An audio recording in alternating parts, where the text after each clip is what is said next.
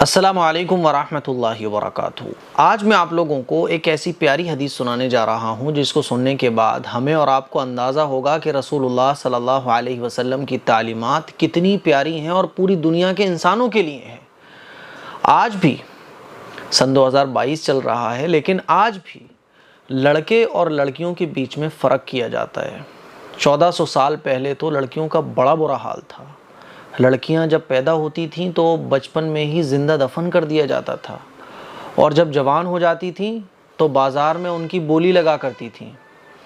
ایک آدمی آتا تھا، ایک خرید کے لے جاتا تھا، اور جب تک اس کا دل نہیں بھرتا تھا استعمال کرتا تھا، اور پھر اس کے بعد اس کو جا کے بازار میں بیچ دیتا تھا اور پھر دوسری خرید لاتا تھا۔ بیواؤں کا کوئی سہارا نہیں تھا۔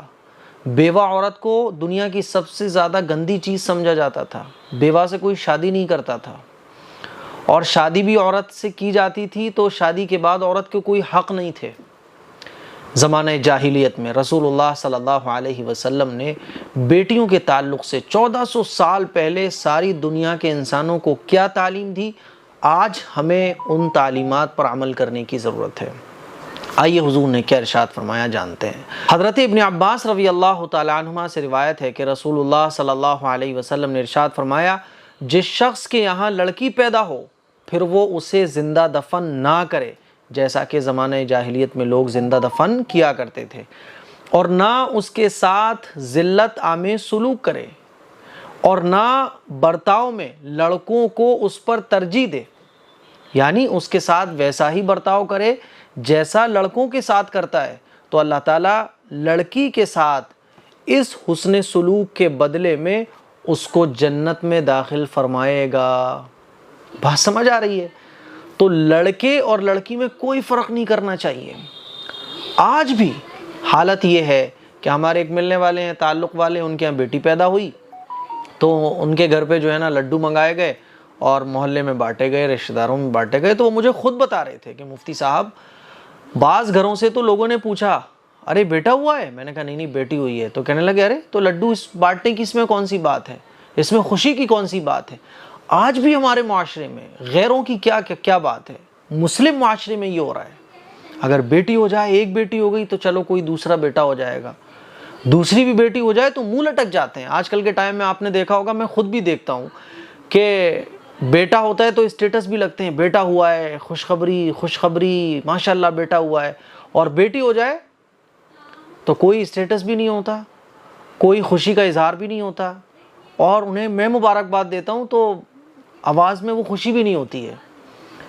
تو آپ علیہ الصلوۃ والسلام نے کیا ارشاد فرمایا، ایسے لوگوں کو کان کھول کر، ایسی عورتوں کو، کیسی خبریں ہم لوگ سنتے رہتے ہیں اخباروں میں، اپنے محلوں میں، رشتہ داروں میں بھی دیکھتے رہتے ہیں بعض دفعہ تو، کہ لڑکی پیدا ہوئی تو ساس کا منہ بنا ہوا ہے، ہسبینڈ کا منہ بنا ہوا ہے، گھر پہ منہ بنے ہوئے ہیں کہ بتاؤ پھر بیٹی ہو گئی، پھر بیٹی ہو گئی۔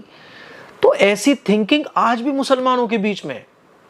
رسول اللہ صلی اللہ علیہ وسلم نے ارشاد فرمایا کہ جس کے ہاں بیٹی پیدا ہو اور وہ بیٹا اور بیٹی میں کوئی فرق نہ کرے، خوشی کا اظہار کرے، اور لڑکی کے ساتھ بے عزتی کا اظہار نہ کرے، لڑکی کی پیدائش پر خوشی کا اظہار کرے، لڑکی کو بھی ویسے ہی ویلیو دے جیسے وہ لڑکے کو دیتا ہے، تو اللہ تعالیٰ کیا فرمائے گا؟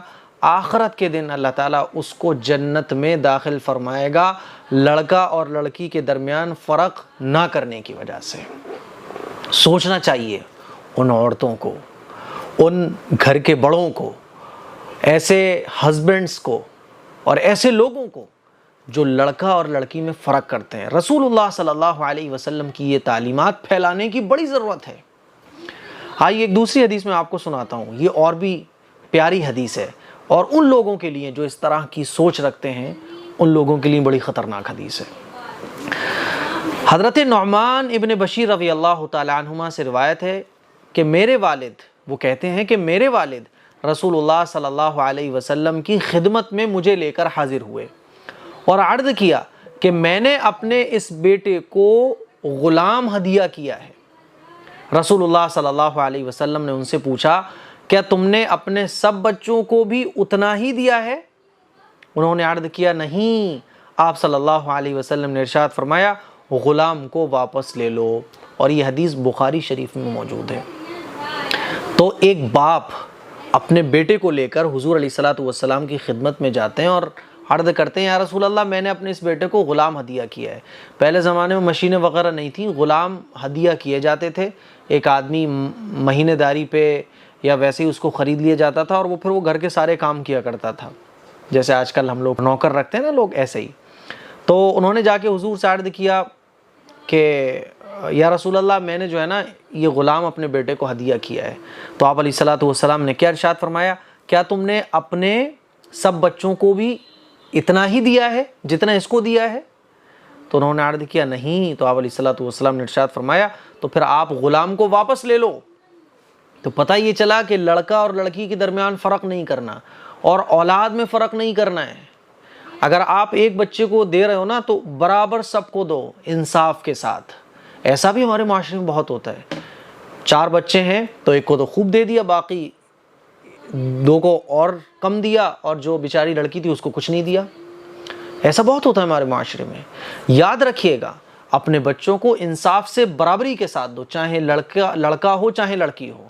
اگر آپ پیسے دے رہے ہو یا آپ کوئی اور چیز دے رہے ہو، یا آپ کوئی مان لیجئے گھر کے بٹوارے کو آپ لے لو، گھر میں زمین جائیداد کسی کو دے رہے ہو، تو باپ جب زندہ ہے تو وہ برابری کے ساتھ سب کو دے۔ جو وراثت ہے نا وہ تو مرنے کے بعد قائم ہوتی ہے۔ اپنی زندگی میں تو باپ کے اوپر یہ ہے کہ جب دے، کوئی بھی چیز دے، چاہے وہ گھر ہو، چاہے وہ پیسہ ہو، چاہے وہ سوٹ ہو، چاہے وہ کھانے پینے کی چیزیں ہوں، جب دے تو ساری اولاد کو برابر دے، کمی زیادتی نہیں ہونا چاہیے۔ تو میرے عزیز بھائیوں، ان 2 حدیثوں پر ہم سب مسلمانوں کو غور کرنا چاہیے۔ آج بھی زمانہ جاہلیت کی بہت ساری رسمیں ہمارے معاشرے میں موجود ہیں۔ ان 2 حدیثوں کو آپ شیئر کریں، خوب شیئر کریں، اور جتنا ہو سکے رسول اللہ صلی اللہ علیہ وسلم کی تعلیمات پر عمل کرنے کی کوشش کریں۔ السلام علیکم ورحمۃ اللہ وبرکاتہ۔